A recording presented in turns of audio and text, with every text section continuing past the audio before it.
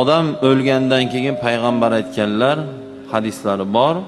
Qabrda yotgan odam go'yoki suvda cho'kayotgan odamdek yordamga muhtoj bo'ladi degan hadislari bor.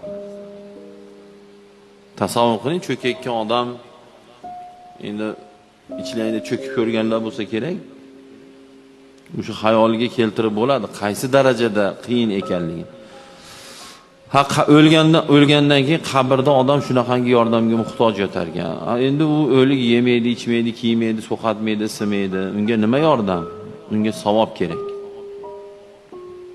Shuning uchun undan qolgan farzand yaxshi bo'lsa, tinmay savob jo'natadi. Undan qolgan farzand yomon bo'lsa, tinmay gunoh jo'natadi.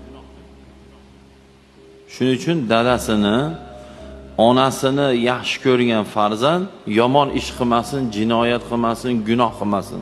Nimaga? Chunki ota-onaga uni zarari bor. Ota-onasini yaxshi ko'rgan farzand faqat yaxshi ish qilsin. Nimaga? Ota-onaga foydasi bor.